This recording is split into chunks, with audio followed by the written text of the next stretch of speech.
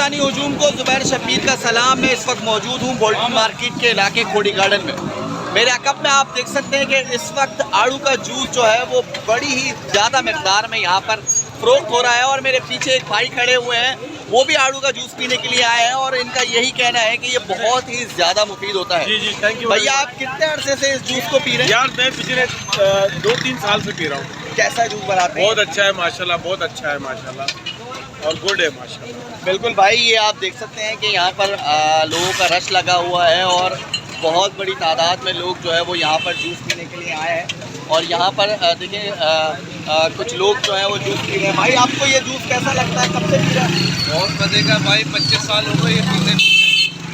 बिल्कुल भाई, ये दोनों भाई यहाँ पर जूस पी रहे हैं और ये भाई बनाने वाले हैं। और इनसे पूछते हैं कि भाई कब से ये आपकी शॉप यहाँ पे? 1950 से। 1950 से यहाँ पर सेल कर रहे हैं। बिल्कुल। ये एक आड़ू के जूस का जो ग्लास है वो कितने का है?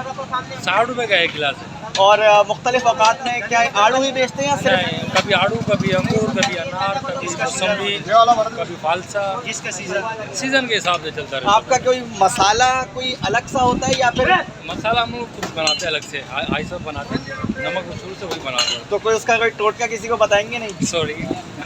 भाई ने मना किया है, उसका टोटका वोटका कुछ भी नहीं बताएंगे। इसका मसाला जो होता है वो बिल्कुल यूनिक होता है। और इनके जो हाजी साहब हैं जो 1950 से यहाँ पे लगा रहे हैं, वही बनाते हैं और वो किसी को बताते भी नहीं हैं। उनको ये भी बता देना, पूरे पाकिस्तान में सबसे पहले फालसा है भाई साहब ने बनाया, उसके बाद पूरे पाकिस्तान में बनाया फालसा। बिल्कुल भाई कह रहे हैं हाजी साहब ने सबसे पहले फालसा बनाया और पूरे पाकिस्तान में सबसे पहले फालसा इन्होंने ही बनाया। हर जगह पे। अब देखते हैं कि कैसा लगता है। अभी हम भी पी के ट्राई करते हैं।